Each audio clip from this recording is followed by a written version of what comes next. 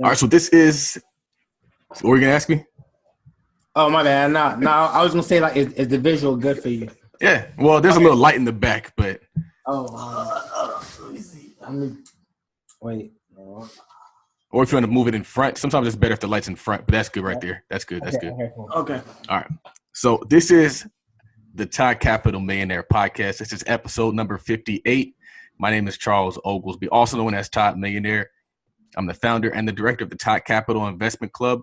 We now have 205 members. We're doing great things. And somebody brought it to my attention. They said, hey, like, you can't have an investment club that has more than 100 members. And so now we're going to break that investment club into sub-investment clubs. So we're going to have Todd Capital Investment Club A, B, C, D, as many as we need, because the goal is always to bring people on, get people thinking wealth consciously. So we just got to find the workaround. Always got to find the workaround. So for those who don't know, Todd Acquisitions is our real estate investment club. We are cash flowing deal 1. We just started rehab on deal 2 today. So talking to the people, we're investing long distance, which requires you to be very entrepreneurial, but it's cool. You have to be creative when you start investing long distance. And not only that, we just bought deal 3. So we are 3 deals in. Deal 3 is going to be way more strategic. We bought it better just because we took action and we're learning and we're figuring out better ways to do what we're doing. So great things are happening. Thank you all for tuning in. The purpose of this show is to share the stories of successful African-American investors and business owners so that people can hear the stories of successful examples and learn. What I know and what I hope you guys are learning is that business and investing are the key to financial success and generational wealth. And not only that, it's open to everybody. You don't have to have that perfect background. You don't have to have that that model upbringing to succeed in business, as long as you find that need and you feel it. Today we have 2 guests. It's really cool. I love doing shows with 2 people because you get multiple dynamics, multiple energies. And these 2 guys, they go by the name Corporate, Coke, and Smack. So we have Josh and we have Tobi. They're located in Baltimore, right? Well, right now we're in Newark, Delaware. Newark, Delaware. Yeah. Very cool. Yeah, we're from Baltimore, though. So we're about an hour north of Delaware. Okay. And Josh is working on his Series 6 right now. He has an MBA. Yes, and Tobi has a master's in finance, and he is working on his CFA. Correct. So these are some guys who are they know what they're talking about in the realm of finance. And I really want them to share as much as they can share with the people, because a lot of people, they're getting hip to investing these days. A lot of people are looking at the stock market. A lot of people are looking at real estate. A lot of people are looking at cryptocurrencies. And they're like, what is this stuff? I don't even really know what's going on. So, first, I want you guys to kind of give your own personal introductions and tell your story. I kind of just want to know where you went to school, where you guys are in your career, how you got to where you are now. And then we'll kick off the show. All right. So thank you for having us, Todd. My name is Joshua DeShields. I am a co-host of Corporate Coke and Smack Podcast. As Todd aforementioned, I do have my MBA. I'm currently working on my Series 6. And after that, I work for my Series 7, my Series 66 to become a registered investment advisor through FINRA. Currently in my corporate career, I work at a wealth management firm. I'm currently in a support role. So I'm in contact with investment advisors every day. I'm working alongside them to come up with strategic plans for the clients that we manage their assets. In my current role, we manage clients who have $3 million or greater in investable assets. So that's currently where I'm at as far as my corporate career. Outside of corporate space, I am a member of the 4 Our Boys mentoring program here in Newark, Delaware. And that's, working alongside young men ages of 12 to 17, just helping them with, developmental skills and, touching on those subjects where they may not learn in the public school system, but, are definitely very important as far as, building their personal careers, if not corporate, entrepreneurial skills, just building those social skills as well. Because, sometimes you see where, we grow up, in an urban community, but as we know, we're minorities. So, in the grand scheme of things, we're just a dot, in the big pool of professionals that we're going to come in contact with. So yeah, I'm definitely a key member of that. I've also mentored in previous programs to Howard High School here in Wilmington, Delaware. And that's always been a key part of my developmental, as far as personal development, and giving back to the youth, because I know that the youth are our future, and they need mentorship from someone above them, and someone who they can relate to, and not necessarily in terms of hue or skin color, but also just general interests, that they can say, hey, this guy's like me, he went on to acquire his MBA, he's going after investment licenses, things of that nature, so they can see that it's more to life than just athletics or sports and video games and electronics, things like that. So that's just a little background on me. I'll pass it over to Toby. All right, so I have to follow that up. So first of all, I'll say thank you for inviting me.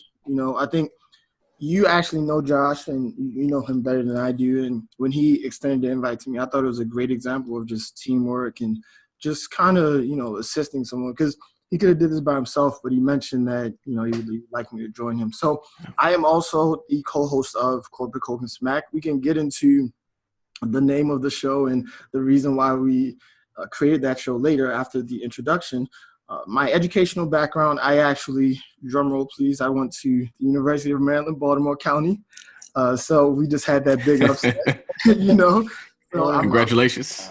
Yeah, thank you. I majored in financial economics, and I had an accounting certificate. So I do know a little bit about taxes and accounting. And then I went on to do my master's at Loyola, Maryland. I'm a Maryland guy. I pretty much stayed there all my life until my current job called me, and I moved to Delaware. But yeah, I gained my master's in finance from Loyola, Maryland. And then on the side, I'm also a treasurer for Express Igbo. So I am Nigerian. That's where my parents were from, and I visited there. And I spent some of my childhood there. So I wanted to give back. So I found a nonprofit organization that promotes the language, because that's something that it can get lost. It's getting watered down each generation. So I'm the treasurer for that group. And I also am an active member of the 4 Hour Boys mentoring program. And like Josh said, all the reasons he mentioned, I don't even need to expound on that. It's just important that we show our young men examples of what they can become and even what they can exceed. So that pretty much sums up my intro. Yeah, that's cool. It's funny because that's exactly what I was going to ask you next is what does corporate Coke and Smack mean? But before I get there, first, I think it's cool. I think it's really smart to have worked in a firm and then go get your securities licenses. It kind of makes that transition better. You have more experience. You've seen things. You've been exposed to different things. Yeah. And I always tell people, it's you have to get your foot in the door. And when you get your foot in the door, you're going to meet way more people than if you were sitting on the sidelines talking about getting your licenses. You already have the connections. You already know the people you need to know. You probably already know the clients you need to know. You already know how you're going to get more clients, and you've been doing that for some time. So it's you already have that path to success lined up for you. And that's very true. I would also like to add, for me, I thought I waited a little bit too long to get that certification, because as soon as I got out of school, I don't think I was ready, but now you're ready to do the practical things. You don't want to just talk about things in theory. It's okay, if you want to start it, I want to start the business. I have to start the business now. So studying now, it's taking up time. I wish I would have started this maybe 2 years ago, but I believe that we're in these places for specific reasons that God has for us. So I can't complain, but I would say, yeah, definitely not as soon as you get out of school. Get your feet in the water, get some experience, and then don't procrastinate and just get it done. Yep, I agree. I'm definitely about taking action. So corporate Coke and smack. Yeah. First, what does the name mean, and then what's the show about? What's the purpose of the show? What's the goal there? I will tell you, we'll both give you our thoughts on that, because when we created it, we had a consensus, but I think over time, sometimes it can evolve as far as like what exactly corporate Coke and smack is. So you go first. All right, so, my take on corporate Coke and smack is, you hear the name corporate Coke and smack. So the corporate side is, more so like, we're down to business. We're talking about, progressive ideas and subject matters that, our generation or our peers or, anyone, no one in particular, any listening, subject can tune in and say, hey, I can listen to these guys. I can learn something from them. I can apply this to my life to make me a better person, to make, my financial situation better, and it doesn't have to necessarily deal with finances. It can deal with, personal development. So that's the corporate side. Now, the Coke and smack side is, it's kind of more so like, your everyday, your Twitter viral stories. So, like most recently, I think it's like the Miami spring break thing going on. Yeah, where, so we touch on that in a sense to kind of,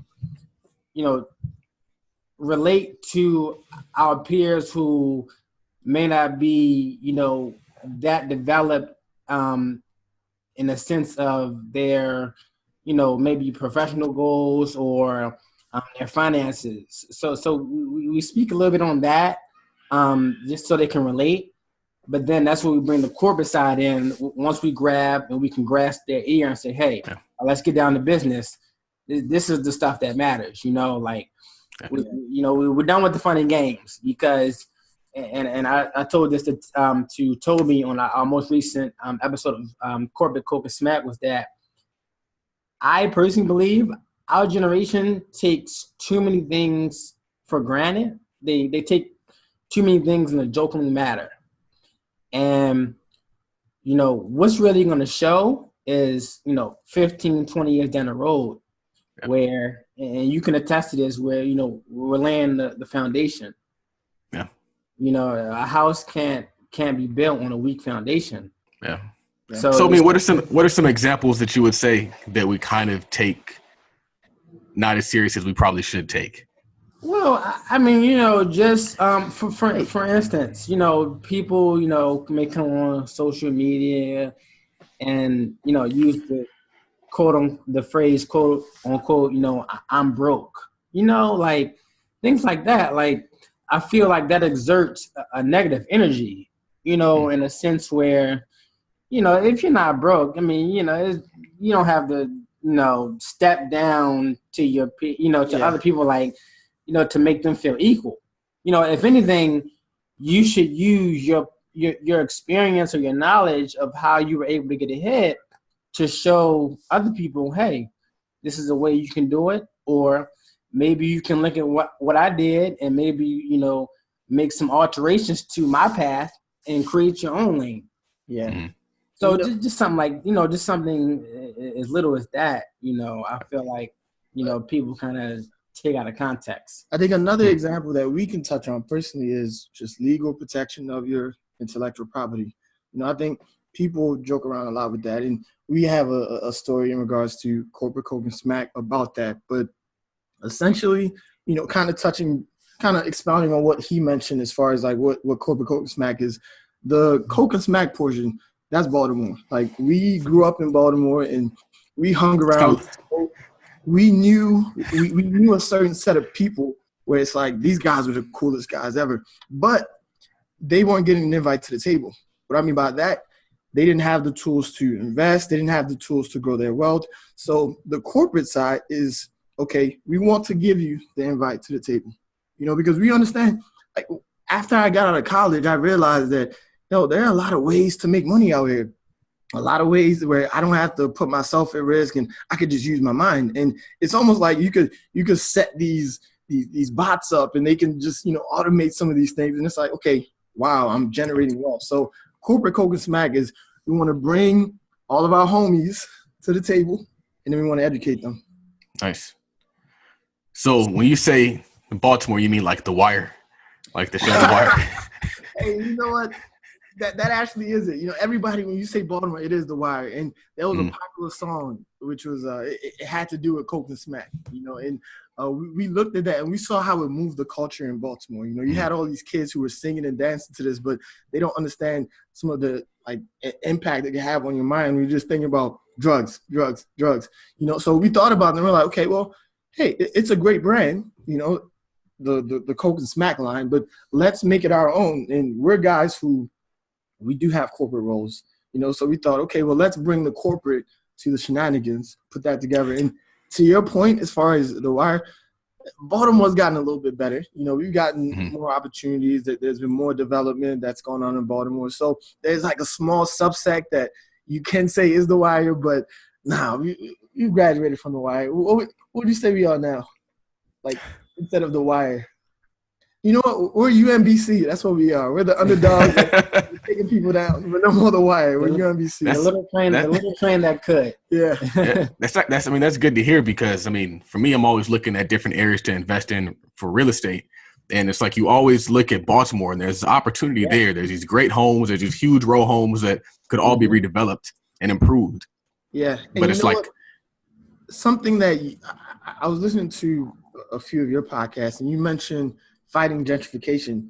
And I think that's something that is going to become much more prevalent in Baltimore. And salute to guys like you who are going in and saying, you know what, I want to get this for us, because a lot of people are looking at Baltimore, like you mentioned. A lot of people are saying, hey, these are places where, give it a few years and things are going to be built, and that's going to raise prices and what have you. So I just wanted to salute you for what you're doing, because I think that's very important for us to kind of fight that gentrification that happens in so many places. Yeah. Well, I think that, first, thank you. But I was going to say that, and I meant to touch on this. I'm trying not to take notes because I don't want to ruin my audio. Okay. So I have to try to keep it in my head. But you said something about teamwork earlier. Yeah. And the crazy part, one thing that I learned about podcasting for people who are listening is when you podcast, both people benefit. So you guys benefit because you're going to get access to my audience. I'm going to benefit because I have content for my audience. The sponsors benefit because they get to promote on the podcast. Yeah. I benefit because I have sponsors for the podcast. And so the point is that, like, when we work together, everybody benefits. It's not just me winning here. It's not just you winning here. And the same is true in investing. The same is true in real estate. The same is true in business. When we work together, everybody benefits. But also when we work together, everything is easier. And so it's like you don't have to struggle by yourself. You can work with somebody else and go just as far, way faster. So it's like that's really my big thing is like the teamwork is everything, man. So true. Yeah, and I definitely agree with that. When you kind of transition that idea, over to business, and you have, your partners, in your business, and just being able to have, multiple minds that can brainstorm about a certain initiative that, you may have in mind, and being able to develop different plans on how to approach it. And, you can compare ideas, and you may take a little idea or concept from everyone's plan and build it into, your ultimate initiative. And like you said, just having that teamwork, it's not about, competition. It's more so about building everyone up. And that's important because everyone wins. It's no losers. Nope. It's like, how many millionaires there are at Google? There's not like the people always look at like the founders of Google and say they're so wealthy. There are so many millionaires at Google. There's so many millionaires at Apple that we don't even know exist. And so it's like, I always tell people, like, I'd rather have 10% of $1 billion than 100% of 100,000. And so like, we're all fighting to be that master of one business. Nobody wants to partner up. Nobody wants to give equity away. But it's like, if you give equity away, you can scale so much higher than if you just try to kind of like be all things to that business. Yeah, as far as teamwork, like with what we have with corporate Coke and Smack, we actually don't. We have different views on plenty of things. Our investment strategies are totally different, and the way I look at it is, if you're sinking in quicksand, it's a slow decline. If you don't have somebody that's thinking differently from you, they're gonna be sinking right with you. So with him, like I'll say something and he might say, you know what? That's crazy. I think it should be X, Y, Z. Now, we may not agree, but it has already prompted me to think a little bit outside of my box. And now I'm thinking, okay, well, why do I feel so strongly about my view? And if I can't support that, then it's like, okay, well, why do you feel so strongly about your view? And he might sway me, and it's like, okay, now we're better men. We leave that as better men. So, yeah, to your point, teamwork. And I feel as though it's not taught to us. Like my mom would tell me, hey, I want you to go out there and make $1 billion. She's not telling me, I want you to go out there and make a strong team and conquer the world. It's just, hey, go out there and be a big man and just conquer, I say it all the time. I think that in a lot of ways we're taught to be independent instead of being like interdependent or a part of a team. Yeah. That's crazy. So now that you kind of brought up investing, let's talk about investing. What experience have you guys had investing just in general? What's your experience been like? Yeah, so I've been in investing, my own assets. I'm in the stock market for about 3.5 years now. As we all know, it's been a nice ride. Overall about the last 8 or 9 years. But in my 3.5 years, it's been a nice ride. I personally have a Roth IRA that I invest in, outside of my corporate 401k. And I also have a taxable account that I invest in. When I first started investing, like some of our peers or a lot of people, honestly, just being, just straightforward.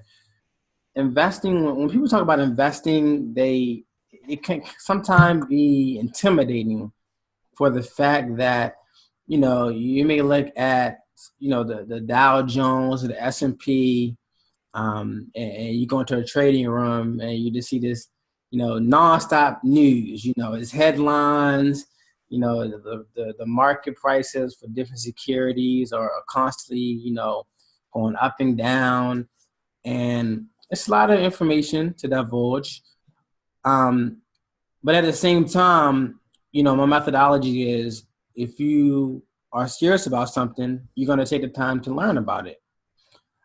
So me personally, I used Investopedia.com, alongside my personal trading experience in the stock market, to kind of learn along the way. Because what I felt was that I wasn't going to sit out, until I perfected it.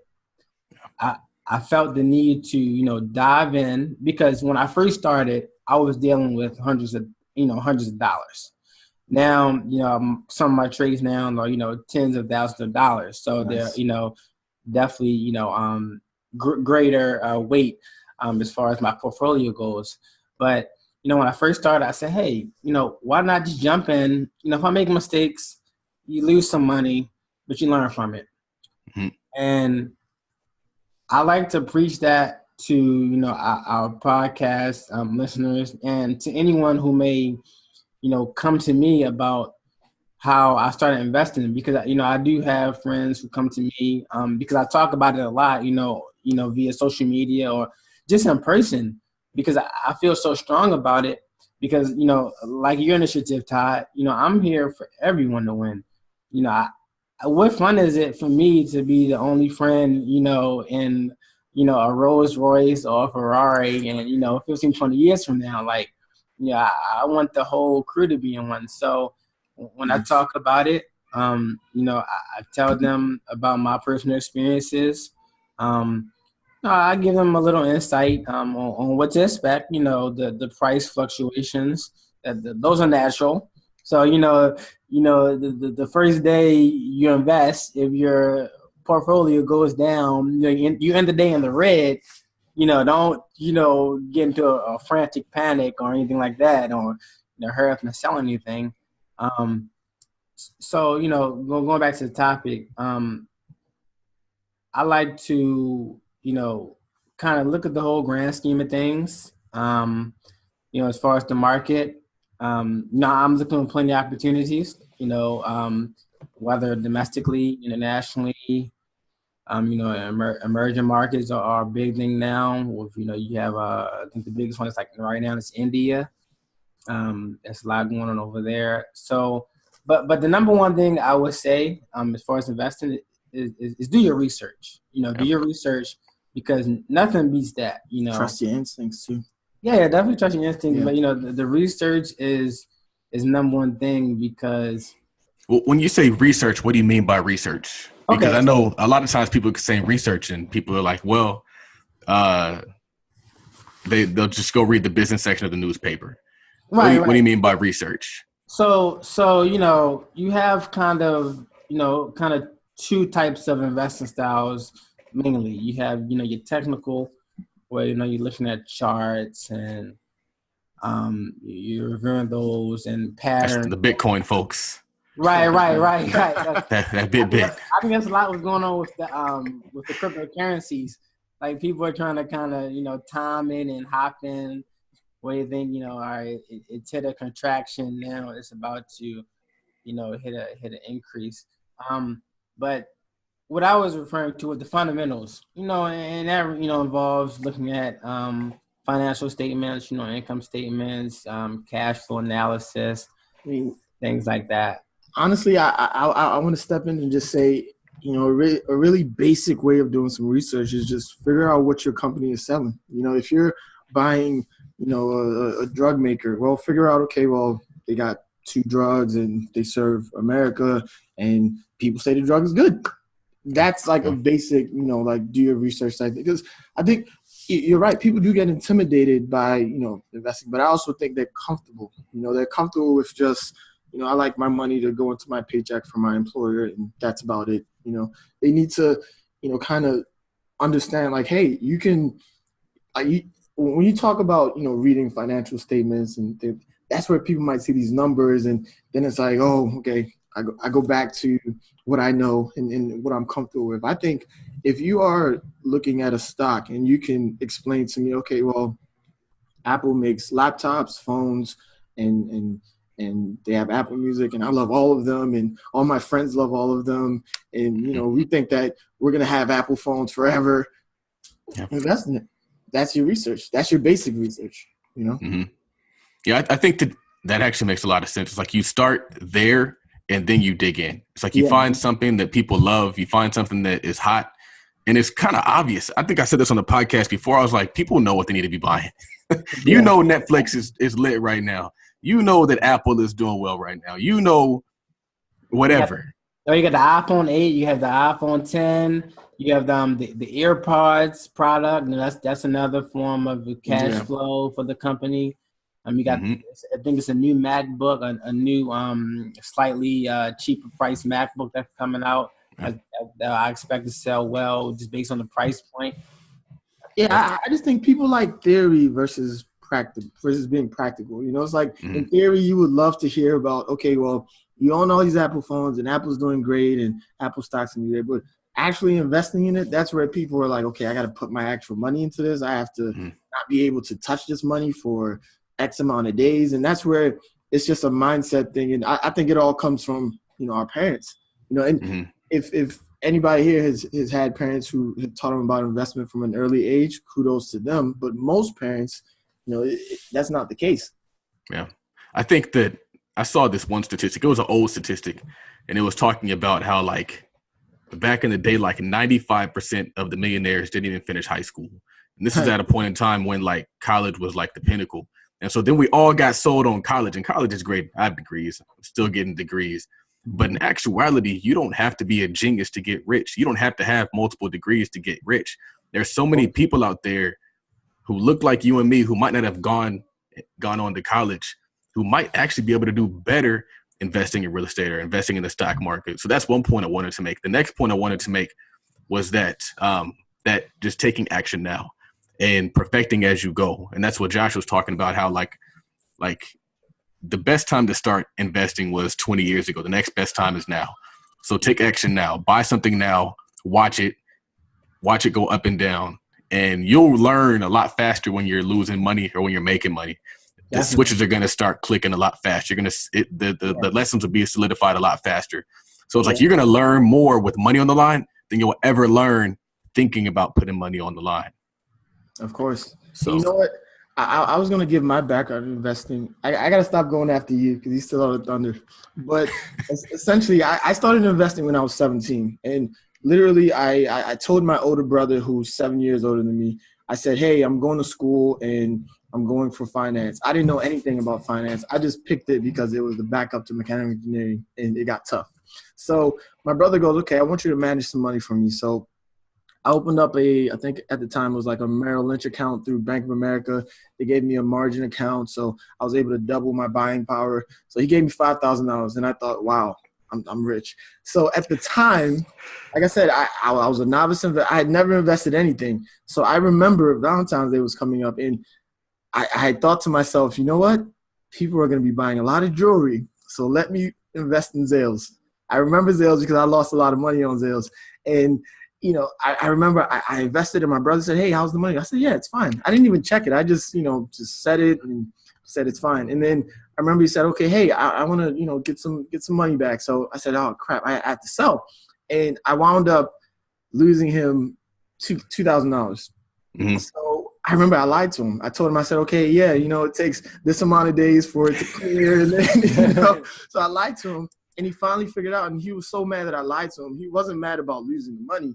Because that was a lesson he wanted to teach me, because he knew I didn't really understand what I was getting myself into, and from there, I'm not afraid of taking losses, I think in every loss, there's some type of lesson you can learn. Like the lesson I learned in there is be upfront, if you are dealing with a client and you're losing it, tell the client, there's no point of holding off the inevitable.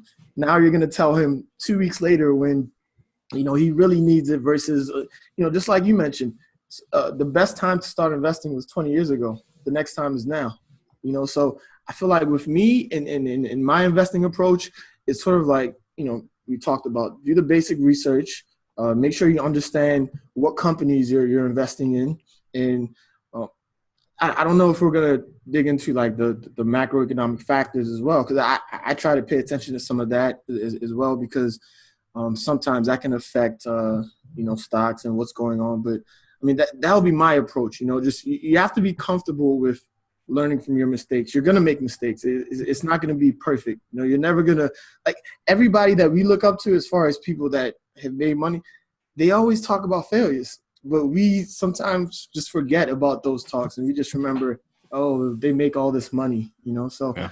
I'm big on stressing, hey, you have to try and you have to learn to fail and move on from that. Yeah. So what are you guys investing in currently? We'll start with Tobi. All right. Thank you. So currently I'm actually just invested in my 401k. So I'm not doing anything on the side, but I do have some opinions on, what I would invest in the future. So right now, I think as far as the investment landscape, I think it is like it's very green.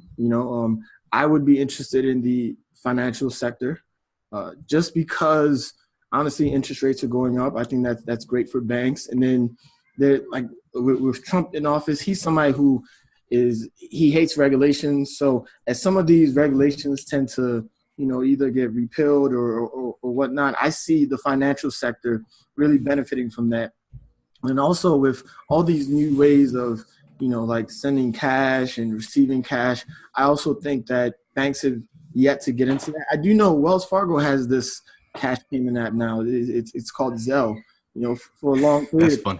Yeah. They're trying to get in on it. So I think that's also somewhere that, these banks can get in on. And I don't know if you heard, but JP Morgan, Berkshire and Amazon are also trying to do something in regards to healthcare. So I'd be big on financials right now. That's where I'd jump into. What about you? So personally, I am into solar stocks. I'm into healthcare. I'm on biotechs. And I think Todd and I, we spoke about this some months back in a group me chat. I like the biotech sector for the fact that, it may not be directly correlated with the overall economy for the fact that, medicines and things of that nature are going to be needed. It's not going to go out of demand. People are always on medicine and you need healthcare. And that's a sector that I like due to the fact that, the news that hits based on these companies do play a good part in it. But what I like is that you can do your research on a healthcare company or biotech company into their pipeline and kind of get an insight into their future. So, for instance, you have, for right now, I have a company that I invest in called Zyberneer Pharmaceuticals, their ticker is ZYNE.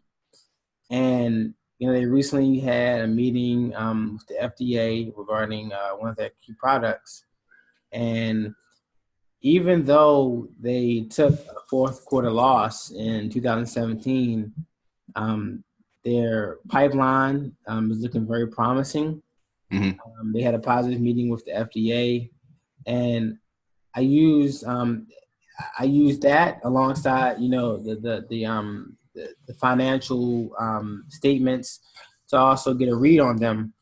But one of the reasons I like that is that because small caps, they're more riskier, but they definitely have a lot of room for growth. Yeah. And so when you're looking at these small cap companies, are you taking the approach of picking a few good ones, or are you just kind of spreading it out there and seeing what hits? No, I definitely don't spread out and see what hits. It's definitely very informed research. Yeah.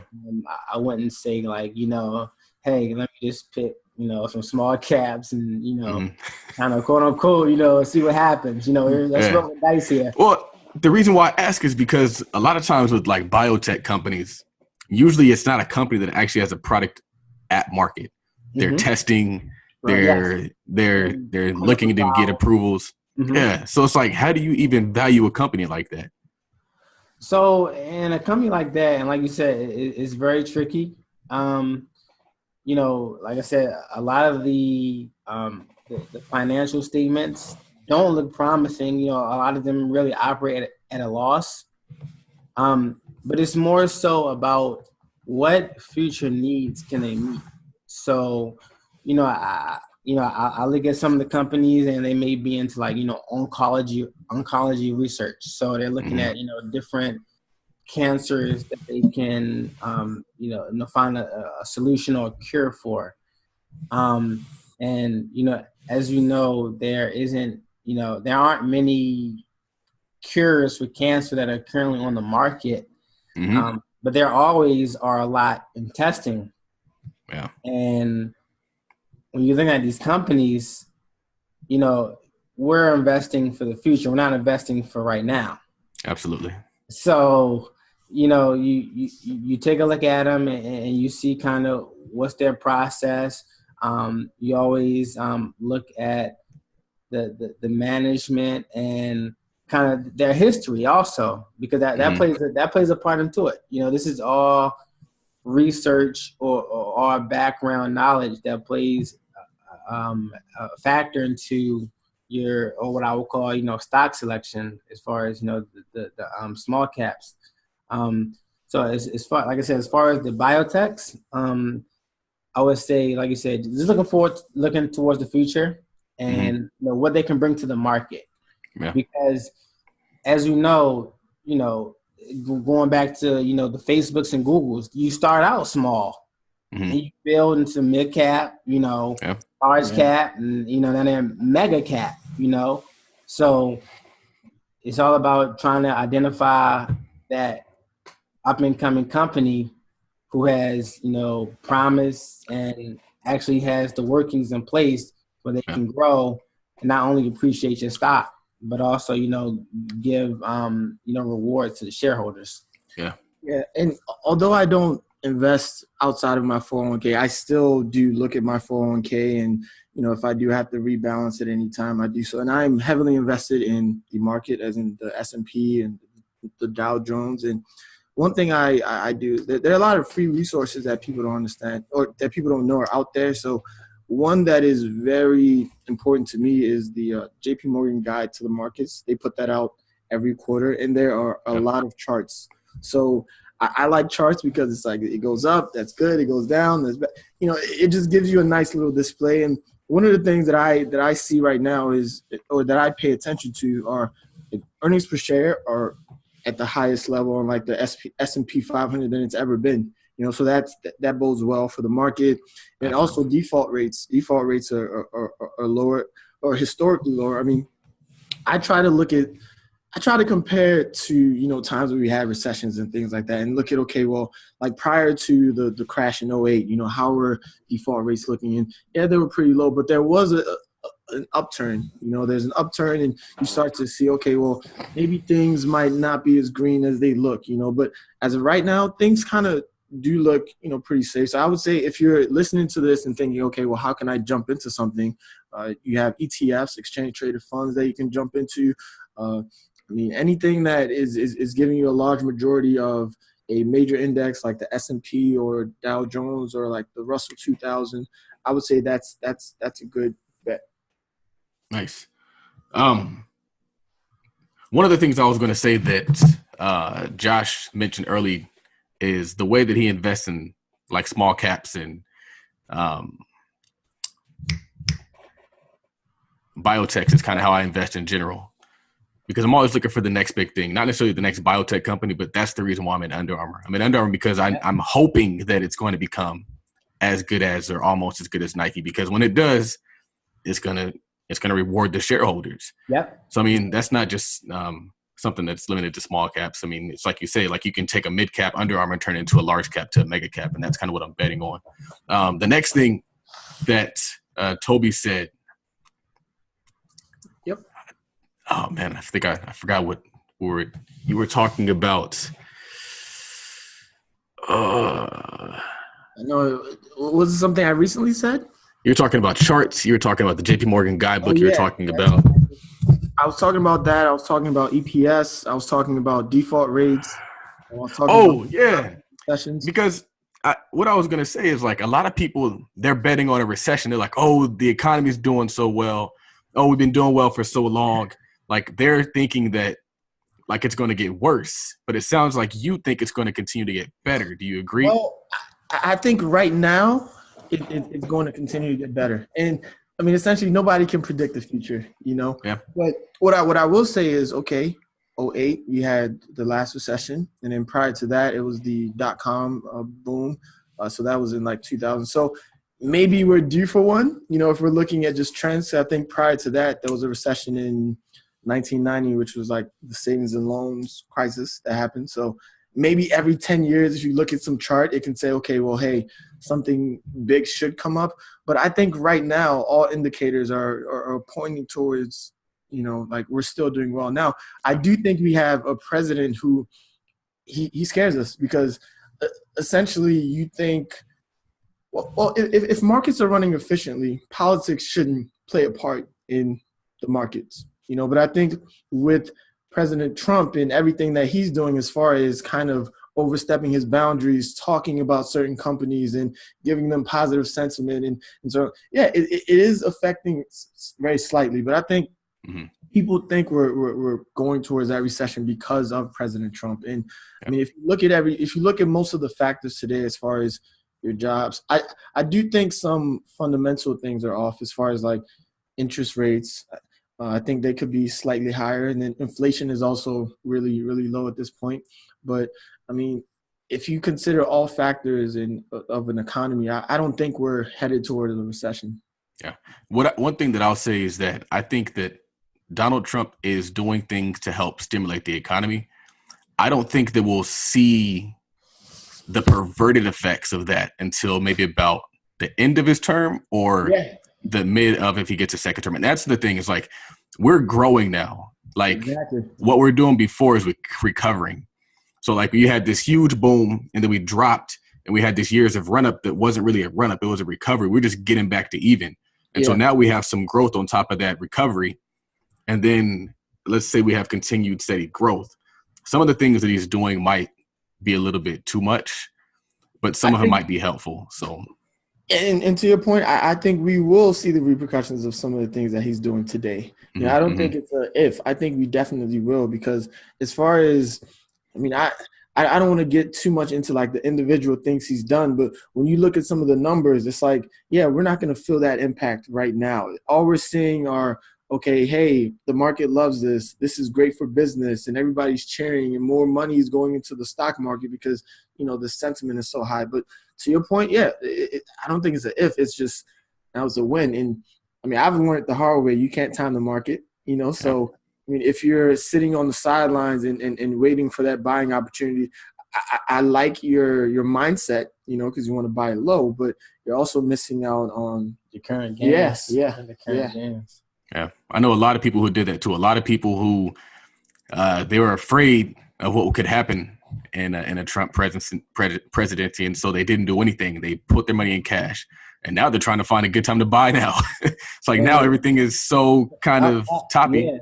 It's like what's a good point to buy? And you know what? I can also say I actually didn't know what was going to happen, and this is where I had to learn to. You know, I had to remember those mistakes that I made when I was 17. Get your feelings out of investing. You know, like I remember when he became president, me and Josh had this conversation, and I told him, I said, you know what, I'm going to sit out of the market. And with me, I'm the type of person, I'm very, like, once I choose my path, I set a time limit, you know. So I said, okay, yeah, I'll revisit it in a year. And I did end up reinvesting in the market, but I wasn't cash. And I was looking at him, and he was telling me all these gains he's getting, and I was just like, look, man, I don't want to talk to you right now. But that's a very good point. So I learned from that lesson. I actually talked to him about that. And I told him, you know, as far as just my feelings, like at the end of the day, even if we were going to, you know, see some clawback, me still being invested in the market, I mean, we all know the saying, what goes up must go down. It's the same thing the other way around. What goes down must go up as well. So, I mean, I just saw that as another loss where I learned from. And, I mean, I didn't even wait for the perfect opportunity to buy in. I had my time period. I was like, okay, if it doesn't pan out by this time, I'm buying in. And I just bought in. You know, I was like, I wasn't trying to wait for the next correction or anything. Because what are we still waiting for the correction? Apparently. So all the people on the sideline right now, I mean, hey. Yeah. It's kind of like when you see it's like when your parents punish you and you see all your friends outside jumping up and down and you're in the house just like, man, can't wait. When is it going to end, right? Yeah. I think the one thing I learned from Kramer is that if you are on the sidelines with cash, like you don't have to go all in when you hop in. You can kind of layer it in. So you can, let's say, for example, you have $100,000. You can put $10,000 in and then see what happens. Yep. If it goes down, buy more. If it goes up, you just kind of have to like assess it that way. So it's like never really feel like you have to go full retard, as they say. Definitely, and I know, like with you personally, how you know you're definitely bullish on Under Armour, and I know how a lot. You know, you mentioned, hey, if it goes down, hey, we'll buy more. Hey, let's stack up at a bargain, and that's definitely, you know, my sentiment as well. With my personal investments, when it goes down, you know, if I'm bullish on it, why not, you know, double down when it you know takes a pullback or so. Because, you know, ultimately you're expecting it to appreciate, you know, over, you know, 10, 20, whatever your time horizon is for your personal investment plan. So, you know, why not double down on your bet? Say, hey, you know, you're committed and you expect it to, you know, gain back whatever it lost in that short-term, you know, period. Yeah, and I think I heard one of your podcasts where you mentioned like Kevin Plank, the CEO, and how you love what he's doing. And I think with anybody out there who is tied to it, you have to have a personal relationship with either, let's say you love the management, or let's say you love the product, but there has to be something that is making you fight for the stock. I just don't believe in, oh, well, I'm just going to keep this stock because I know it's going to be. It's like you have to have some type of relationship where you can vouch for that stock. It's like, well, I've been buying Under Armour since I was 10, or whatever your reason is. But I think for some people, they think the market is something where it's like, okay, well, yeah, I can put my money into this and it's just going to, flourish over time. It's like, no, you have to, like that research piece that we were talking about earlier, you have to do that. One thing I will say, though, is that usually what you see is going to come to fruition. It just might not happen in 6 months. Right. And so, like, I wrote an article about this where, like, downtown LA, I moved to downtown LA, and I was there like 5 years ago. And everybody in the city is like, man, downtown LA is going to be popping. It's going to be so dope. New bars, new this, new that.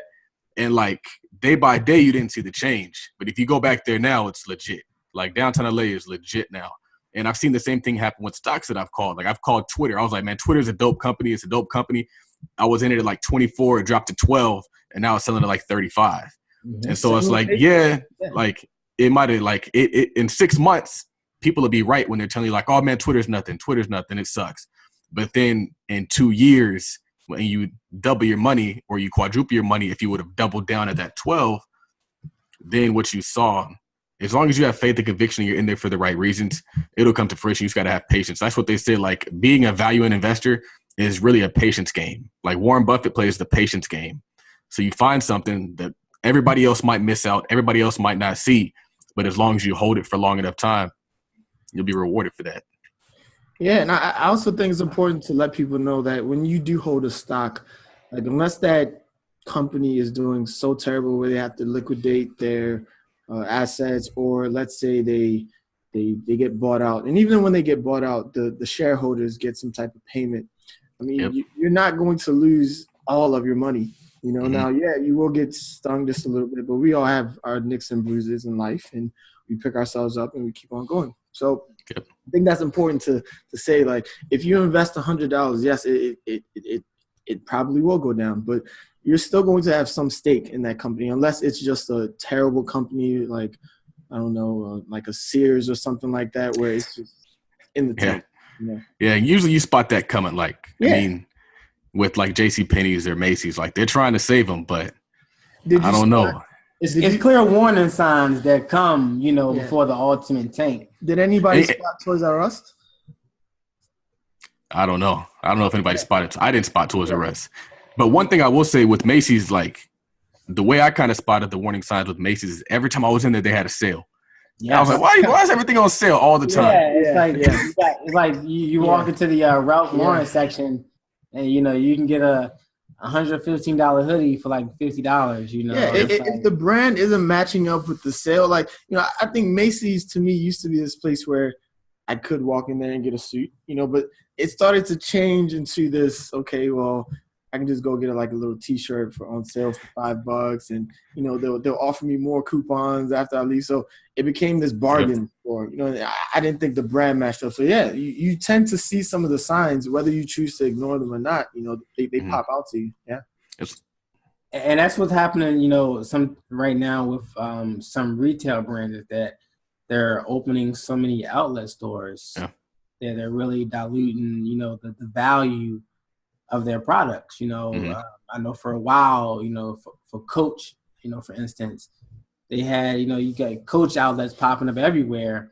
So these purses that are normally, $300, $400, in excess, they're selling them, 50% off sales, every other weekend, you're diluting the value of your product. So, versus someone going to a full retail location at, your local mall, let's say, hey, let's go to the outlet, an hour or so away, and we can get the same item, or, a similar item for, 50, 60% off, whatever the deal they currently have going on. So I do think that some companies drove themselves in the hole by offering, so many bargains where, they first used the bargains to attract customers to the brand, but then the clients or, the customers had access to so many bargains that you say, hey, why go to a full retail location, and not even Coach. We talk about Michael Kors. They had a terrible, last year or two in the retail space where, I think in 2016 that was kind of like the hot brand or what's not for women as far as the handbags. And like I said, they open up outlets, left and right.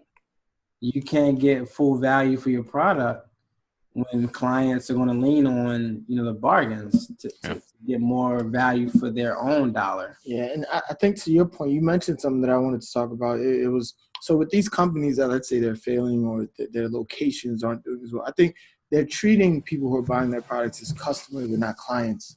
Because with a client, it's somebody where you have that relationship with them, and these are repeat customers. They're going to come back again and again. Your customer is just, hey, I'm just going to walk into the store, buy this, and be out.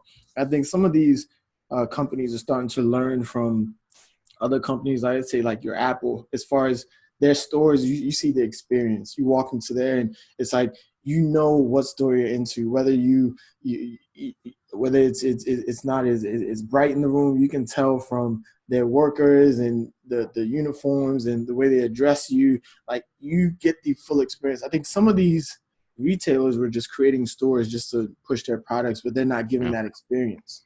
And what's unfortunate now is you don't need a retail store anymore. And so you have all these people trying to compete on price with Amazon or compete on price with whoever else is an online retailer, but they have higher overhead. So it's like you can only drop your prices so low, especially when you have Amazon, who doesn't have to pay salespeople, doesn't have to pay the mortgage. And what Macy's did wrong is not only did they have one big store, and a lot of malls, they have two big stores now. So they made a mistake twice. Like, who does that, man? And, like that, that sometimes if they don't have two locations in the same mall, they have, locations literally miles away. And, now they're competing with you. Right. You got the same brand or the same company competing, just a matter of separate locations. It was aggressive, but it was kind of a misstep. It looks like Blockbuster, man. Like Macy's and all these malls is looking like Blockbuster, and Amazon is looking like Netflix. And so, like, I think my point I was trying to make is, like, as an investor, you have to keep your eyes open. You have to be looking at all times and looking at things as an investor. It's like, you need to look, like, if you go to Starbucks and there's a line 10 cars long, like, that's a good thing. As an investor, that's a good thing. If you go to, I don't know, restaurants aren't really doing that well. If you go to, like, Applebee's or Arby's and there's nobody there, like, that's an indication that, like, it's not doing that well. So it kind of goes back to what Tobi was saying. It's like, what you need to be buying, what you need to not be buying. Like, it's not that complicated. So it's like, put the money in your Robinhood account, which is something I endorse these days. I don't know if you guys use Robinhood, but it's pretty dope. Yeah. Even Robinhood Gold is pretty dope. I had to upgrade. It's like $10 a month, and they give you, like, an extra, like, 2,000 to trade with. And then they also, like, of course, the free trades are dope. Yeah. So anybody looking to, and that was one of the questions I wanted to ask you, was, like, what kind of apps you guys are using. So, like, for me, I like Robinhood. I analyze my stocks with, like, this Google Finance thing because it lets me see after hours valuations. Yeah. Whereas, like, the stocks app on the Apple phone is trash. Right, I kind of want to delete it. Yeah, I personally, I use Yahoo. I use Yahoo Finance to track, the up to date market prices for the securities that I follow on my watch list. But as far as what platforms I use to invest, I use Merrill Edge, and that's just based on my personal relationship that I have with Bank of America. And Merrill Edge is a subsidiary of Merrill Lynch, and they fall under the Bank of America umbrella.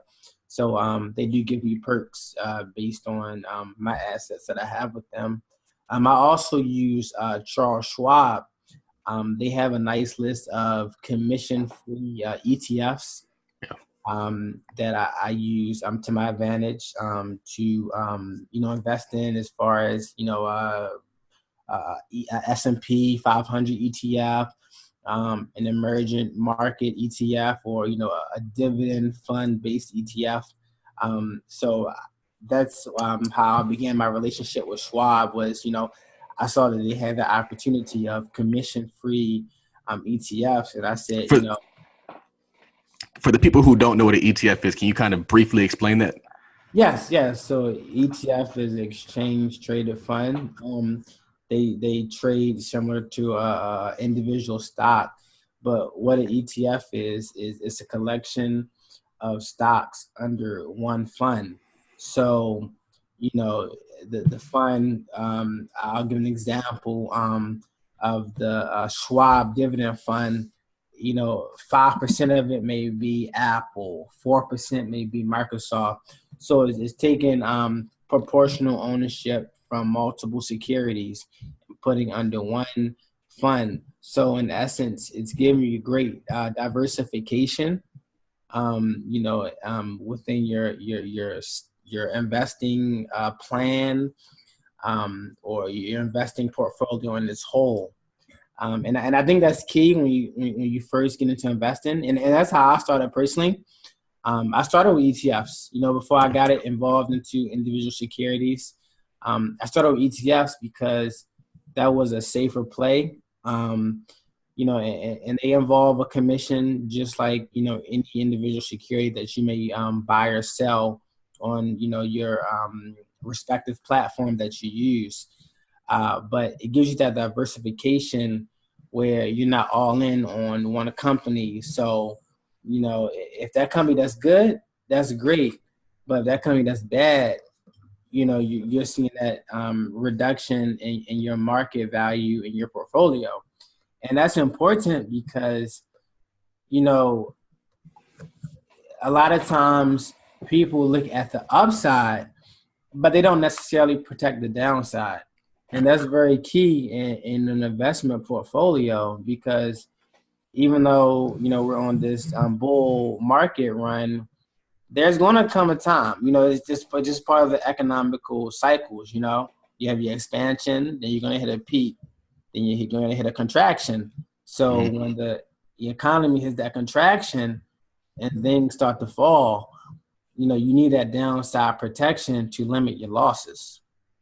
And I looked at that as part of my individual investment plan, where I didn't want to necessarily, shoot for the moon in terms of my returns on my investments, because when you invest without a plan, that's where things can kind of go wrong. And me personally, I have a goals-based investment plan, so I know, like, okay, I have my personal plan. Hey, this is what I want to hit each year. And with that being said, I know that I can develop a strategy where I can invest in, securities, whether equities or fixed income, that's going to meet my goal, my personal goal of what I want to hit, and that's based on, if I have plans for, a house, a family, children. I currently don't have any children, but just looking down the road for, higher education planning, 529 plan, or a Coverdale plan. So things like that. Like you said, you definitely want to have a holistic plan in place so that, you can spot those opportunities. If you need to jump in on them, you can. But at the same time, you have that personal goal in place where, all right, if I'm, coming up to that goal, then I don't have to be, as risky in the market, because I'm going to hit that yearly, ROI, based on your personal allocations. Yeah.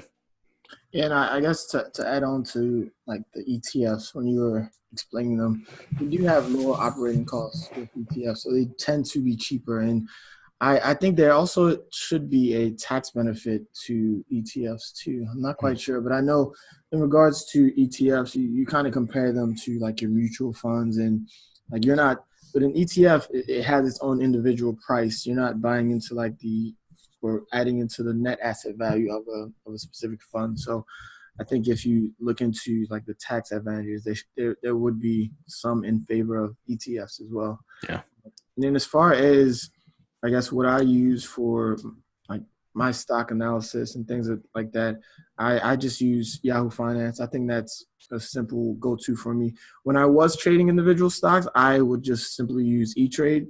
But I was looking into the Robinhood app, and there was an article on, I don't know if it was on CNBC or I don't know. There was an article I read about it, and I was interested in that. So I probably will leverage that in the near future. Yeah, yeah. Yeah, and like so the ETFs, they definitely have a much lower expense ratio compared to mutual funds. So that's the great advantage. Yeah. They're not traded as often, so the management fees are much less. And a lot of them, mimic a major index or indices. So if that's something that's part of your investment plan, then cost effective wise, it makes perfect sense. Yeah, we're right. With mutual funds are kind of old school these days. You might have them in your 401k, but I remember they used to have that load, and so you have to pay like 5.5% just to get in there and on an A share. And then they would always say like, well, A shares are better because you have less expenses ongoing. But if you get C shares, it's only 1% load, but then they charge you a higher expense ratio. Yeah. So it's kind of, mutual funds are super old school. You have somebody who wants to invest $100,000 and they got to pay $5,000 to invest. Yeah. That's crazy. That's crazy. So I have a few questions regarding just like social issues. Okay. It's something that I think is what's going on. I don't know if anybody else is seeing it, but the question is, have you seen an uptick in self-reliance, group economics, and wealth consciousness since the Trump election? Yes, personally, I have. I look at it from platforms like yours, via social media. I would say that initially people looked at it and were in an uproar and like, this quote unquote racist guy is our executive over the free world. Trump, he has, a lot of controversies that come, with his presidency. But I think it's come a time where people have, looked and said, hey, like, we can no longer depend on, government assistance or quote unquote, the black president to save us. It's like, you got to take action on your own. Because if you don't, who will for you, like you're your personal advocate. So, you got to step up to the plate. You got to, take those educational opportunities, enlighten yourself. Like you said, contact people, use the internet. Like the internet is the greatest resource. Like I use this quote all the time. I say that, people talk about how, America's racist and all this. And I said, the best thing he did was, give minorities the internet. Like they gave us the greatest resource, that you could ask for. There's knowledge all on the internet. And, not all of it's factual, but, majority of it is. So, yeah, as far as your question, I do think his presidency has opened eyes and it's made people realize, like I said, you can't wait on that savior. You got to take action. You got to take risks. You got to put your money out there. You got to make those sacrifices in your personal life that are going to allow you, for greater long-term success and to, help with, your wealth creation. Not to cut, I know Tobi's about to talk right now, but the crazy part about it is, and this is something I'm super big on, self-reliance, depending on yourself. Yeah. But I always tell people, like, think about it this way. If you do all this stuff, depending on yourself, and you get government help, that just makes you even better off. Yeah. So if you get it, that's great. If you don't, you already position yourself to win anyway. Mm-hmm. So it's like, why? The only way you can lose is by sitting around waiting for it. Right. Because then if you get it, it's great. But if you don't get it, then you're still in the same position. So it's like at least do something, build something, create something, like put something out into the world that is valuable. And that is how you're going to bring wealth to you and your family, like by attaching your name to it, by attaching your heirs to it. Yeah, and I was going to say, I also see an uptick since the Trump presidency in self-reliance and group economics. I think like we're looking at that in Hollywood right now. It's really big. I want to see it on a bigger scale simply because I know, like me and Josh were talking about, like Black Panther, it would have been dope if we could have put our own money up for that, you know. But essentially, you do see more people coming together, like more people in Hollywood are maybe starting their own networks. I know there was a whole debacle about Netflix and paying people, but some of the dialogue that came out of that was great. You know, people were saying, well, let's start putting the money into the production and going to these companies and saying, hey, I want this. If you can't give it to me, I'm going to put it out anyway.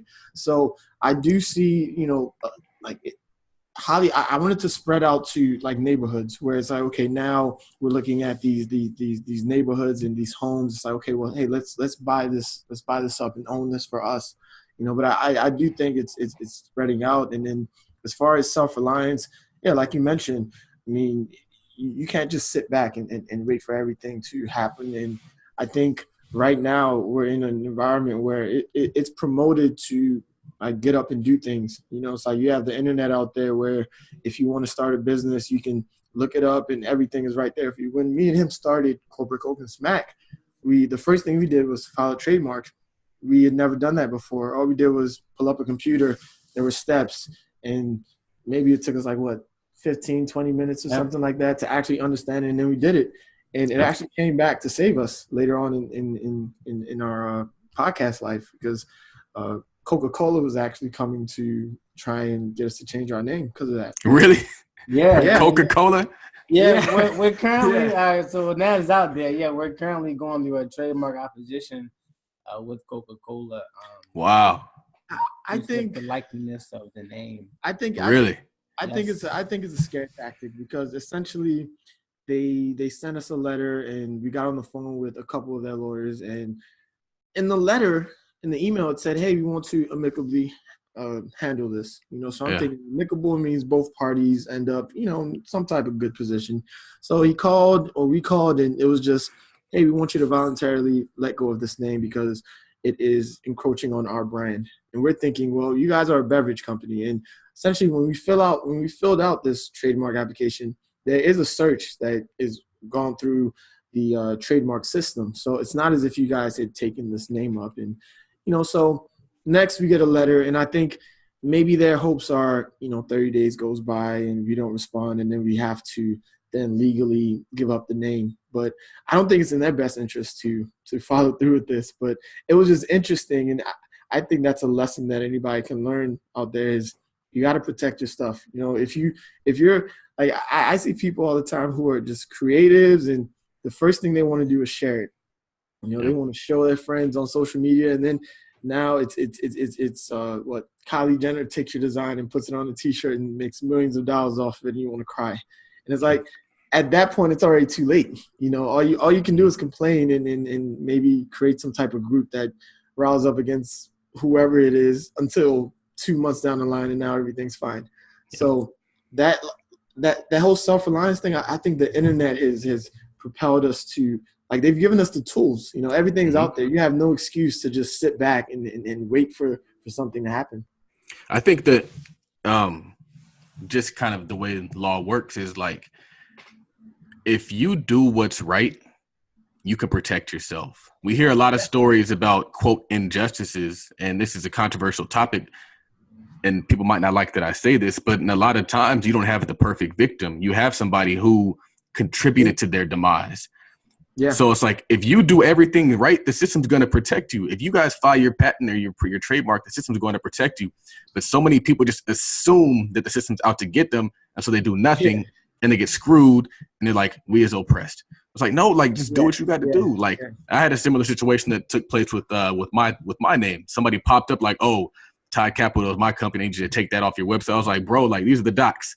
I know what you're talking about. It's official, right? I was like, I did what I was supposed to do. And so it's like, he can't even argue with that. And if he did, it's a big waste of money on his part. Just like you guys know, like Coke is going to be spending their legal dollars fighting a problem that they don't want because you guys do what you're supposed to do. So it's like we can't keep creating for free, not protecting what we're creating, because that's wealth. They will take it out there and they will catch me outside. How about that? And they'll become millionaires. While On Fleek girl doesn't protect what she has. They run with her phrase, and she's out here having a GoFundMe trying to make $100,000 a year later after her phrase becomes popular. So it's like you do gotta. It's like $200, $300. Protect what you have, and and you also mentioned teamwork. You know, I think I called him out and said, "Hey, let's do this," and we just split the cost down the middle, and we're co-owners of the mark. And also, people need to understand, if you make your Facebook or your Instagram or your Twitter private, that is not protection. You know, like once you put it out there, it is everybody's fair taking. Game. Game. Make sure you're doing the research on how to protect whatever you have. You know. I think that is key, because there's so many creative people out there. There's so many people who don't even realize that they're creating something that's worth millions. And it's like, you just got to take that extra step, pay that $300. And that $300 can turn you into a millionaire. Because then if somebody wants your idea, they got to pay you for it. Exactly. They can't just steal it at that point in time. Yeah. And I think we like hearing these stories about people who, let's say they bought their website outright, and you know, it's like somebody comes to take the name from them, they have to pay them. But it's like, we never believe like we're good enough to, you know, have something that's worth protecting. Like I know plenty of people who have podcasts who, you know, they would skip that step. But for us, it was more so, hey, we thought about this name. We think it's catchy. We think it's a brand that we could maybe slap on some merchandise or whatever. So why not just do it early on and get it out of the way versus, you know, trying to play catch up later on when somebody wants to either take our name or tell us to not use our name, you know? Yeah. Smart. Very smart. I think that just the teamwork, man. Teamwork is the key. Yeah. We definitely like, you know, collaborating with people. You know, I think I recently seen something on social media where, you know, someone said, I don't want 100% of anything, you know. I want to collab on a bunch of things, because when you have 100% ownership, you know, everything falls, you know, on your shoulders. But, you know, when you can collaborate with people and spread the equity out, you know, things operate more efficiently.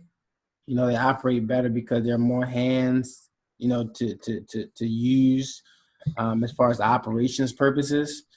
You know, but the thing with some people is that they look at it and they feel like when they're sharing in that equity, it's a loss of power. Yeah.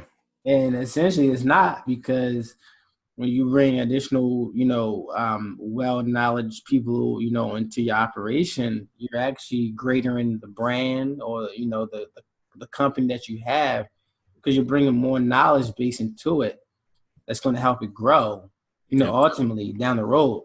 So you have to get out of that short-term mindset and look at it and say, hey, you know, I got, you know, Corporate Coca Smack, I got Todd Millionaire, you know, let's team up. You know, we got a lot of finance background on it. Let's put some ideas together and make something greater grow that can go, you know, not only domestically, but internationally, that can become, you know, a global service or product. So it's all about, you know, having that willingness to, you know, to share, to bring other people on board versus, you know, just being able to say, oh, you know, I did it on my own. You know, I see that sometime where people, you know, they take pride in saying, oh, I did it on my own, or, you know, I quote unquote, I got it out the mud. That's like one of the early sayings. Right. And it's like, you know, you worked harder, but you didn't work smarter, you know? You know, because that's well, go ahead. I think one of the things that I said in this show like 2 minutes ago was like, if you play the game and you do it right, like you're protected. And so it's like, you look at all these sports acquisitions, like Magic Johnson didn't buy the Dodgers by himself. Derek Jeter didn't buy the Marlins by himself.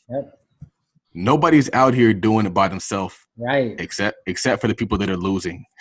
It's a bunch of syndication. It's a bunch of syndications happening, and like you said, the media they put that one name out in front of you, so people just naturally think like, oh, like you said, Derek Jeter, he bought the Marlins. No, he didn't do it by himself. He had help with that, or Magic Johnson with the Lakers. Like I said, any major sports organization is very rare that there's one person. There's a partnership. Yeah. There's partnerships, all across the United States professional. Since the beginning of time, man. I think the what did they say? That building in New York, the Empire State Building, was a syndication. They said like 50 people came together at that time, put in like 10 grand and built this building. There's another point that I was going to make that I forgot what I was going to say, but it was in regards to group investing again. Dang. Yeah, I was going to touch on like some real life examples with me and him as far as like teamwork. Like, I think I've known you for less than 2 years, honestly. And in that time span, in that short time span, I was also working on a personal blog. And as soon as I met this guy, we started the Corporate Coke and Smack podcast. You introduced me to a mentoring program that we're now active members of. I'm here. This was also a platform that you introduced me to. And it's just been the quality of conversation is different. Like, I remember you were going to approach your corporate role and you were going to ask them for something. And we had this, it was something that it was weird for me because I had never done that before. I had never role played with a friend. Like, hey, I'm going to play your employer. You play, whatever. We just went back and forth. It was like a mock interview. Yeah, it was like a mock interview. We literally did a mock interview. And it's like, you don't get that by yourself. I can sit here and say, you know what? I'm the greatest. I want X, Y, and Z. But somebody can say, well, why don't you want A, B, and C? That's what he does. It's very challenging, and the quality of conversation and the quality of our thinking is just, it wouldn't be there without teamwork. Yeah, Josh is a jerk, man. I was like, he was like, you got to get that mile time down, man. You got to get it down to 8 minutes. Hey, man, I'm all about being progressive, man. Hey, and he's serious. Yeah. The first time I ran with him, he made me run 7 miles. I was about to pass out. Like, this guy's crazy with the running. So I was listening to, I don't listen to rap that often, but I was listening to Tory Lanez, and he was talking about how he's trying to buy some real estate. And I was listening to, of course, we know 444. He talks about real estate. Yeah. And what I'm starting to see is a lot of rappers are starting to talk about even accumulating wealth. What do you guys think about that trend? Yeah, I love it. I mean, because they're so influential, within society that if they're talking about it, people are going to catch on. And, with wealth, there's enough for everyone. It's not a matter of, if Josh gets wealth, it's not accessible to, John or Jeff. It's enough for everyone to go around. There's so much money, so much available capital on the market in the world that, people have to see that there are opportunities out here. It's just a matter of acting on it.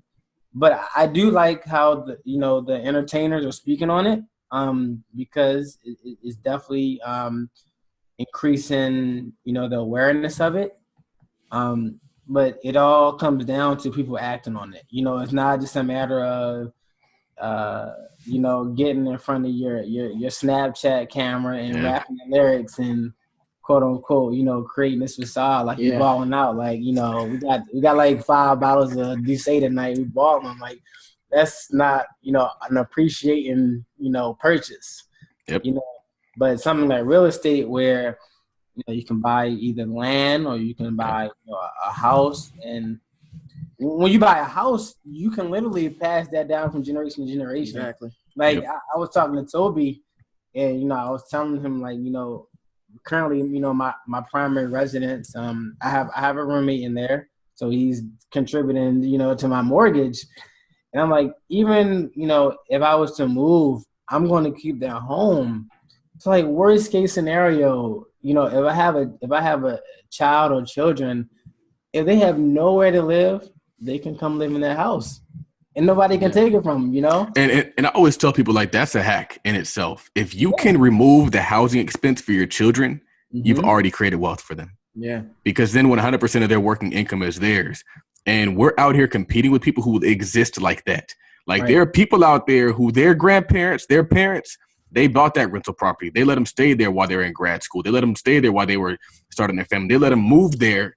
I remember when I used to work in like San Diego County, and you would look at these like old neighborhoods, but you would look inside and the whole house is redone because they inherited the house and they just went in there and just redid the kitchen, put new TVs up, and they're paying $10,000. That's their whole loan on the house is $10,000 with all that equity.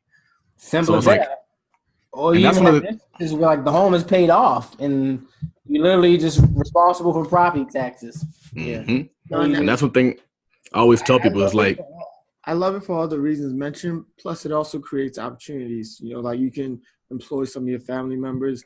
I know people who they're in real estate and it was passed down from, you know, their parents. You know, it's like, okay, now they're working for their parents' firm and they're doing the same thing, acquiring more property. So, I mean, the fact that it's now being looked at in hip hop, I think that's great because people who are in hip hop, they're like, they have the deeper pockets. You know, they're the people who essentially sometimes they don't know what to do with their money sometimes, you know. And I mean, if you're going to do something that's positive, it's tangible, you know, like, I mean, somebody can steal money, but it's kind of hard for you to, you know, rob somebody of a building that they own per se, you know. So I'm all for it. The crazy part about it is a lot of wealthy people, that's just what they do with their money for the purpose of parking it. Like the owner of the firm, he just buys land and they call it land banking. And so it's like, you'll just have your money in this land because it's better to have it there where nobody can take it or nobody can get to it. And it appreciates in value if it does or if it doesn't. Absolutely. It's funny that you said that. I recently met with a real estate investor here locally, and he was going over a similar kind of initiative where he's literally purchasing lots. Like just lots, you know, just grass and trees. And from the county tax sales, from where, you know, people get behind on like you know, a county bill, and the county comes in, they takes back the land and they just sell it to, you know, an investor, and you literally can buy these lots, and now you have complete control over that land. So you can, you know, build a house on it. You can build a building and start a business. Like you literally have so much control in your hand with as little as, you know, a few $1,000s, you know, cash that you go in and you buy these lots of land. And that's just another way of showing where, you know, it doesn't take like the greatest amount of capital to start these initiatives. Yeah. It's just a matter of, you know, like I said, you know, being able to gain that knowledge and look at the whole system in its entirety and see where there are opportunities where, you know, it's a low, you know, barrier to entry, and get in there and act on it. Yeah. You know, because like I said, with real estate, man, anything's possible. You know, you look at the McDonald's kind of the corporation and their model, and, you know, you bought land and they literally just franchised everything out, and they're just collecting, you know, these payments from the franchisees who are, you know, using their land to run, you know, the different locations. Yeah. I was watching that Ringling Brothers movie. I think it was Ringling Brothers, the circus movie, Greatest Showman. And like, if you pay attention, you realize like he was working at this firm, he lost his job. And then after he lost his job, he went and bought a building, and the building had a museum inside of it. He turned that museum into a circus. But if you look, he didn't buy a business, he bought the building. And so he bought the real estate, and then he turned that real estate into a business. Yeah. And so like a lot of people out here, like, how can I get funding? How can I get funding? Well, it's like you're trying to get business funding. What you need to do is get the funding for real estate, which is a lot easier to get because it's a lot more secure. And then you run the business out of that real estate. An example is if you want to start a restaurant, like, don't go lease space. Don't go lease equipment. Go buy a building. You can buy a store in Compton for $300,000. Your note will be like $1,800 a month. If you can't make $1,800 in one day in your business, you got bigger problems than that. Right. Like, so, I mean, you kind of have to look at it as a real estate play and not just a business play. Yeah, no, that's a really good point, and that just goes into just education as well. We need to educate ourselves more. Absolutely. Yeah. Cool. So real estate is like the safest play to building wealth, Yeah. Yep. I think that my strategy always is like, not always, but currently is like, while we're all getting into real estate, and we still got to make sure we maintain those cash reserves, because that's one of the things that I think wiped out a lot of people. Is they were making good money, but they were living like they're making a good money. And I've been interviewed a lot of people on this podcast who were in real estate when the boom was going on, and they were living it up, and then they had to start all over from scratch. And one thing I'm glad I actually remembered this point is during the election time, we got sold this idea that like African American people have always kind of been poor and struggling and all that stuff. But during the boom time, during the 2000s, like there were very successful African American families. People owned homes, people had businesses, and like it hasn't always been kind of what it was over the last few recession years. And so I think we're going to return to that. But I think it's important for people to know, like, there have been very wealthy African American people. There's going to continue to be very wealthy African American people. And if you just do what they've done, you can be one of those people too. It's just a matter of doing the action, doing the work, adhering to the system. Yeah. And I think that's a big part of it. Like you said, adhering to the system, following that path, and what they call staying the course, Mm-hmm.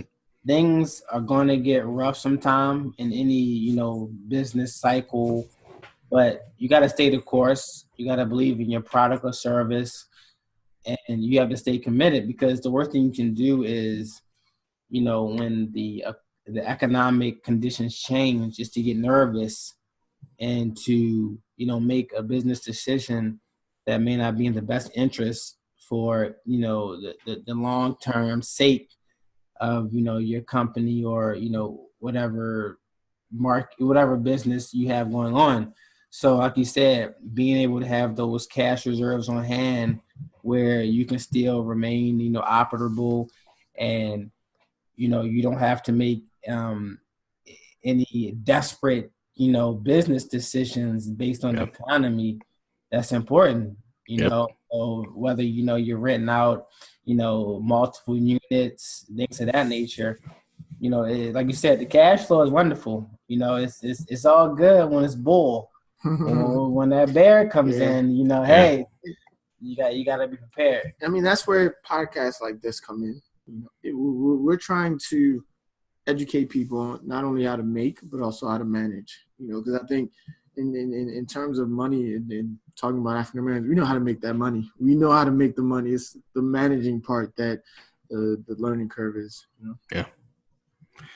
So I have 3 last questions, but I didn't know that Josh has a deal that it sounds like he's house hacking. Yes. I'm house hacking, man. Yeah, definitely. Can you tell us, I guess, the numbers on that deal, how it works out? Are you generating positive cash flow, or are you just kind of making enough so that you don't have to pay all your mortgage out of pocket?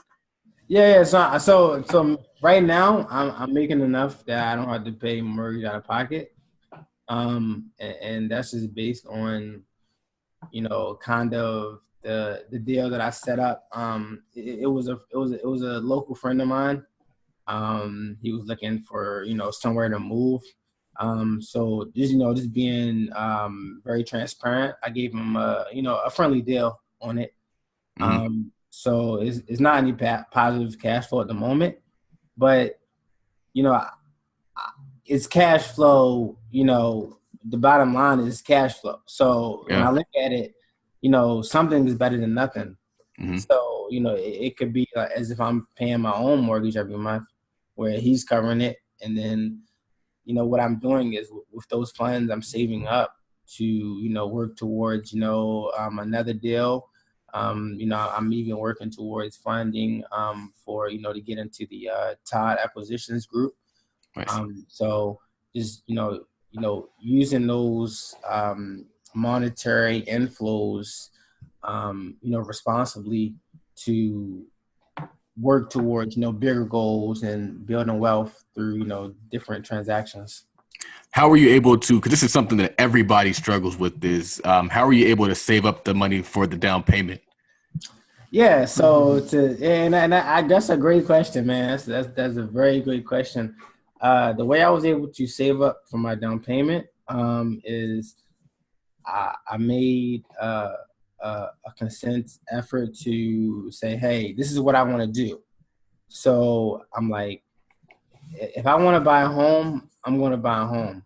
So I cut back on, the social stuff and, going out on a Friday night or, a Saturday night.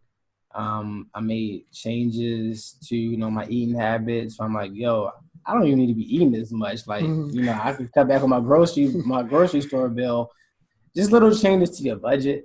But like I said, it does happen over time. Like, you aren't going to save up for a home down payment in like 2 months.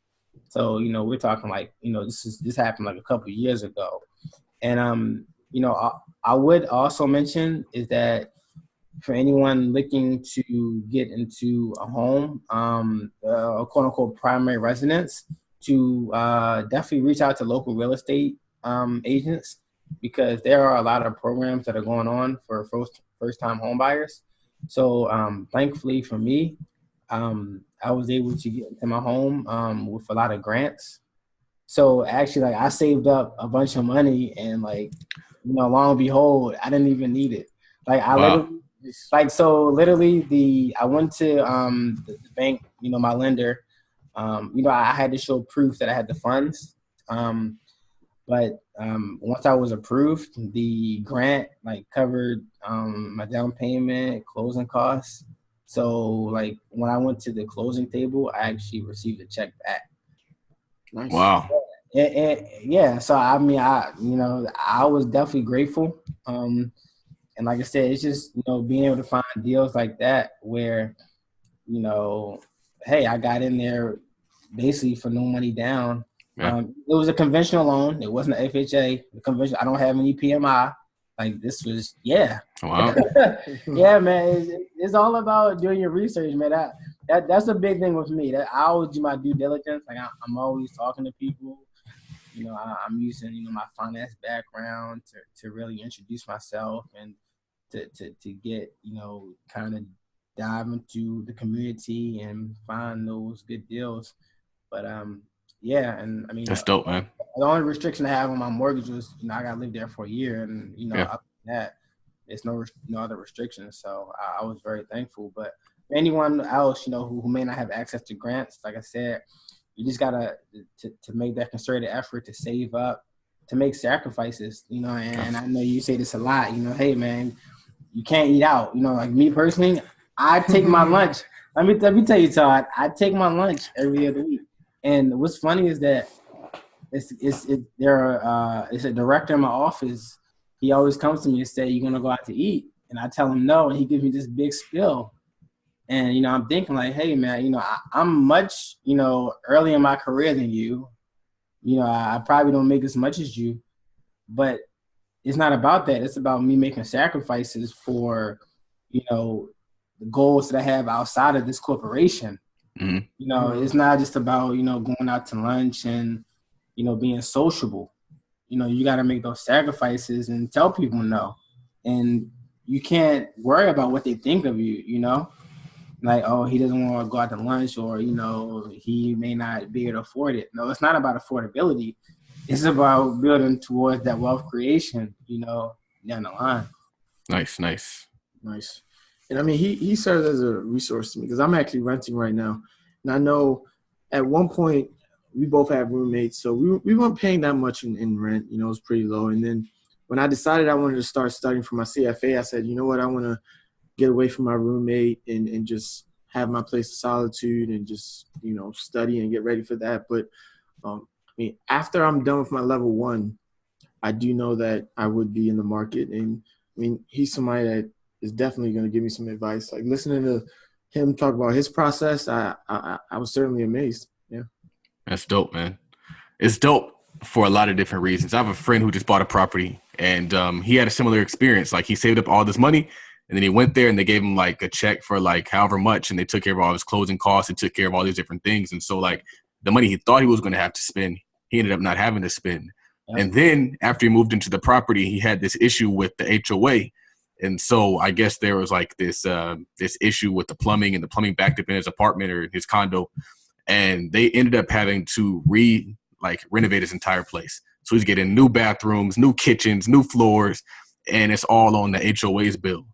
So it's like it's a fluke, but there's benefits to come with being an owner, because I mean, you start stepping into stuff that you didn't really even know like you could do. Like things just reveal themselves to you when you start kind of getting into that arena.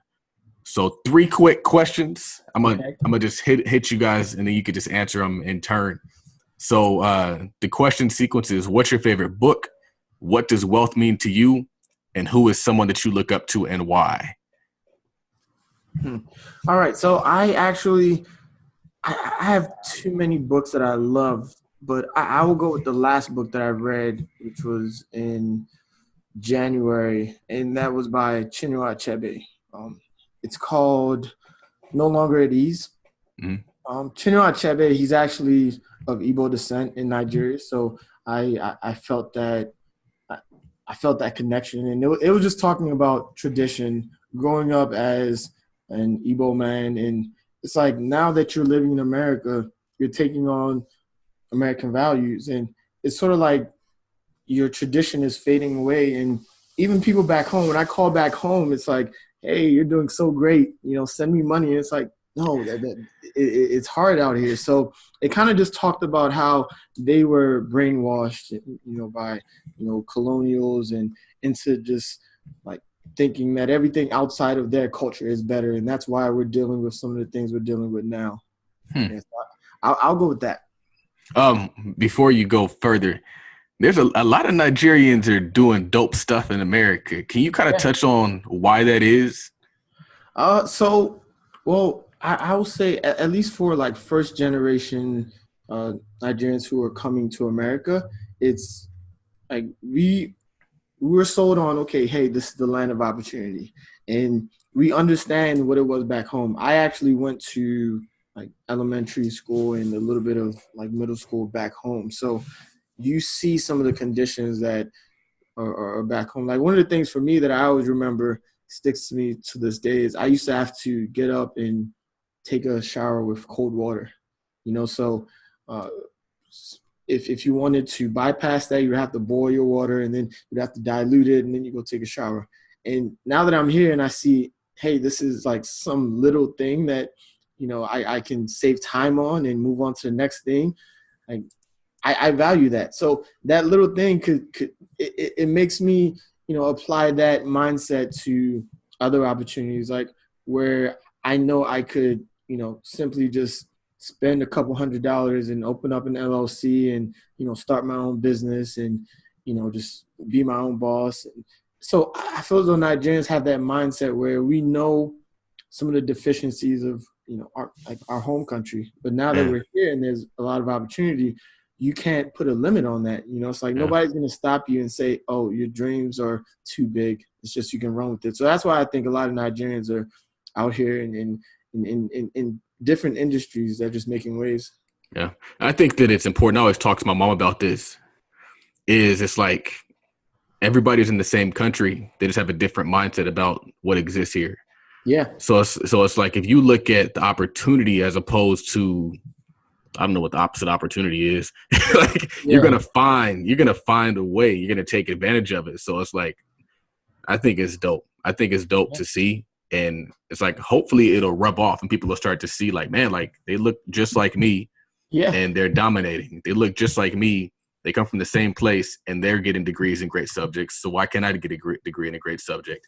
Yeah, and as far as getting degrees in great subjects, we come from a educational background where you have to pay for school even when you're like everything is like even public education, you have to pay for it. There's school fees from elementary all the way up to high school, so there's no free education. So when you come here and you realize, hey, I don't have to burden my parents with this, it's like you tend to work a little bit harder. That's dope, man. Yep. Favorite book, Josh? Yeah, favorite book. I would say Ray Dalio, Principles. Yeah, I like that book a lot. I just like Ray Dalio's methodology, his philosophy regarding how he runs, Bridgewater Associates, the hedge fund.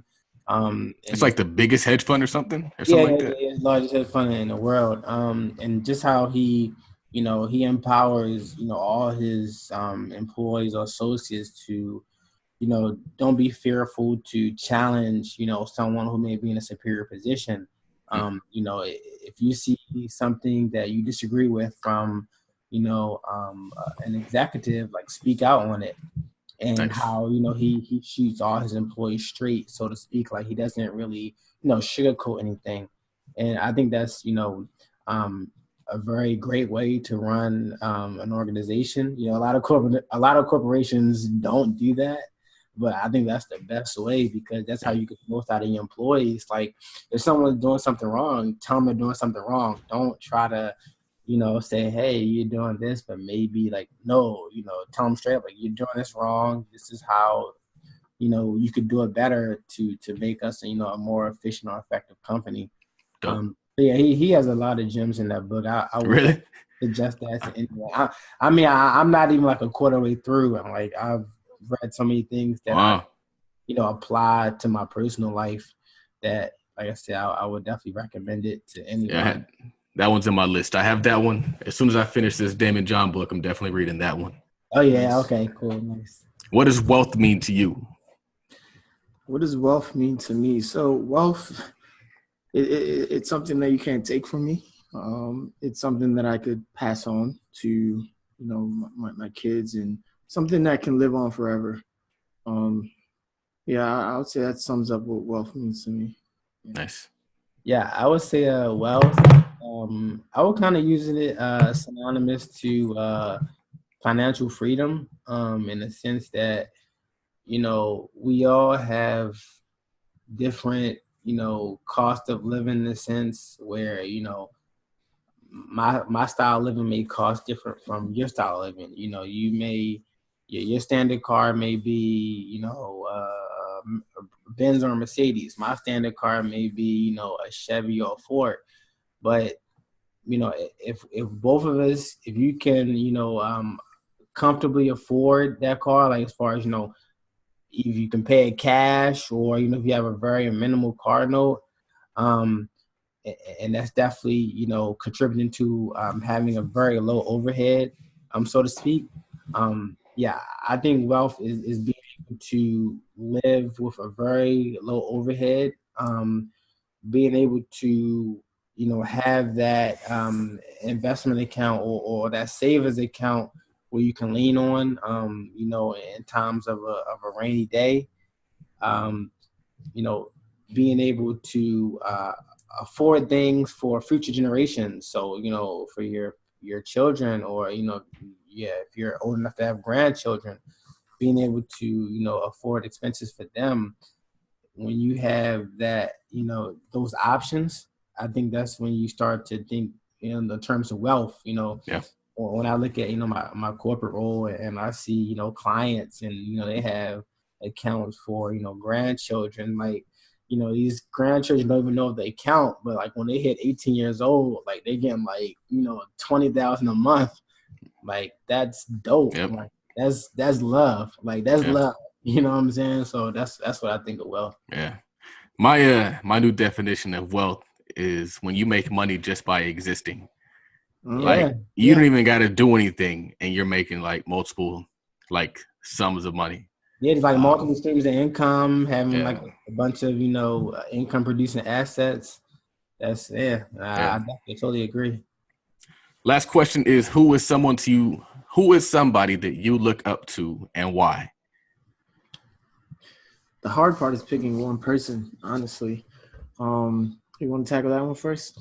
Yeah, I'll go. So this may sound cliche, but I would say my grandfather. That's not cliche. I thought you were gonna say Jay-Z. Nah. That's cliche, but that's cool. I would say my grandfather. He's no longer living, but when he was alive, he was into real estate heavy.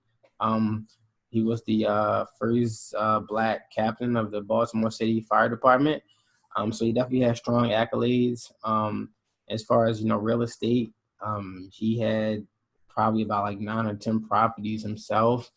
My grandmother, she didn't have to work. Like, so, he had, the family, comfortably secure. But, he had a go-getter mentality. And, that's something that, I was passed along in my genetics, through my family.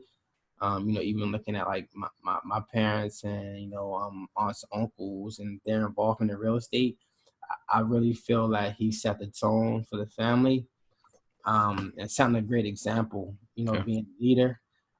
So yeah, that's someone, I look up to, and, his legacy, and how, I can look at that and say, I want to be greater than my grandfather. He have a great legacy, but how can I be greater than that? That's To dope. secure things for my family. It might be people, close friends that I can help out with. Like, I feel like once you get to a certain level of wealth, like, you look great in your family, and you're like, how can I be an impact on a philanthropic, level, things like that, like where you're touching people you never met, but you're making such a great impact on the world. So that's something that, I'm definitely want to build towards. That's cool. Yeah, and after some thinking, there are a lot of people that I look up to, but I would say the most influential in my life is my brother, my oldest brother. So he was actually sent to America at the age of 16. It was like a birthday gift. And looking back and thinking about that, at 16 years old, being sent to a country by yourself, your family is in a different country, in a different continent. I don't know how he did it, but I know when I then came to the country, he was the first person who believed in me. He actually put money in my hand. I mentioned the first investment that I ever made where I lost money. So he taught me a very important principle about money. And he also taught me some simple ways of just managing my life. He introduced me to the book As a Man Thinketh by James Allen. That was very influential in my life. And then he also talked about, it's this thing he used to tell me, and I remember he used to always say, how's your PMS? And I would think that's the weirdest thing ever, but it's your physical, mental, and your spiritual. So that's something where whenever anything is going wrong in my life, it's like, okay, well, am I working out? Am I running? Am I taking care of my body? Am I reading? Am I, having stimulating conversations? And then it's like, and on the spiritual side, am I having conversations with God and things like that? So I think he's the most influential person that I look up to. That's dope. I think that one of the cool things about both of you guys' selections is that it's somebody that's in your bloodline, which means it's somebody that you can become. Like, we all have these Jay-Z's, these whomevers, but like when you're chasing after somebody who shares the same blood as you, like in a lot of ways, it's a foregone conclusion. Like you're doing things that your grandfather's doing, you're doing things that your brother is doing. And I think that that's why it's so important to have good examples, but then also be a good example. Because there's somebody who's looking at you and they're like, dang, I could be just like Josh. I could be just like Tobi. Yeah. So that's dope. I don't want to get too deep on that, but this has been a great show. Can you let people know where they can find more about you guys as individuals and then you guys as the podcast?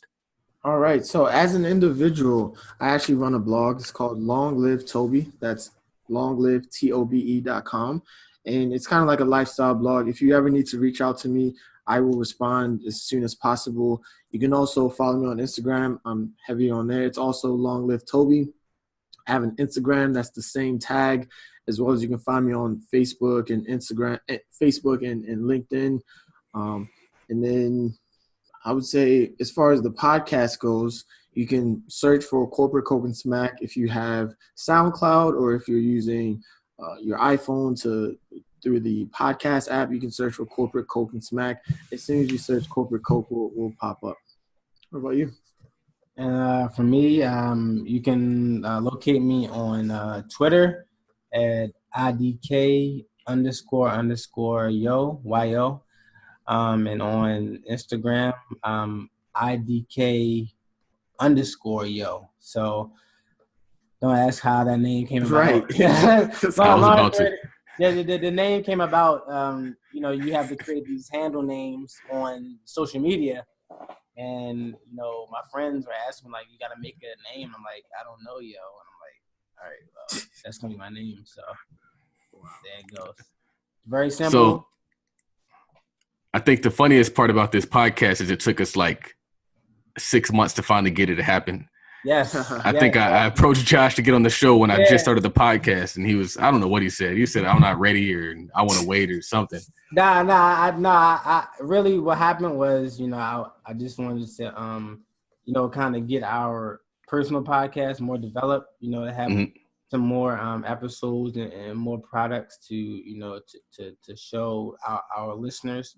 But yeah, like I said, I'm thankful that, we were able to finally make this happen. Appreciate you for the opportunity. Like you said, there's a lot of knowledge spilled on this episode. That followers definitely listen to. Like I said, it kind of attests to the movement you already have going on with, your whole Todd Millionaire empire. It's only growing by the day. It's growing, man. Growing by the hour. I also would love to thank you for the opportunity because, like you said, you reached out to Josh 6 months ago, and he reached out to me now, and I was grateful that he reached out to me for this opportunity. And, on Corporate Coke and Smack, I'm the loud one. So I think a lot of people think that I'm just this loud and this unfiltered guy, and I can use this as proof. Like, hey, this is like we have an agenda here, So whenever there are important things, we can always switch up the tone. So thank you for giving me that platform.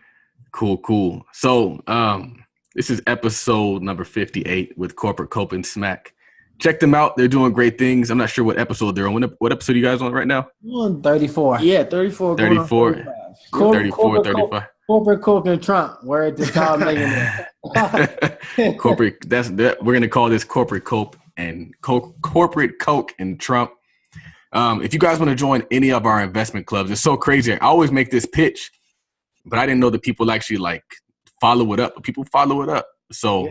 And also a lot of people have been listening to the podcast and getting some motivation. So, a few success stories. I had somebody who said they bought 2 properties in Marietta, Georgia. I have people creating LLCs. I have people who are doing some really cool stuff. So I appreciate you guys for not only listening, but taking action on what you listen, because that's what it's all about. You build your life by the actions you take, not just by the content that you take in. So, as always, you can reach us at info@capitaltodd.com. You can reach me personally at charles@capitaltodd.com. You can find out everything you need to know about the company, about the investment club, about everything we're doing on the website, which is capitaltodd.com. This is episode number 58. My name is Charles Oglesby, also known as Todd Millionaire, signing off. Cool.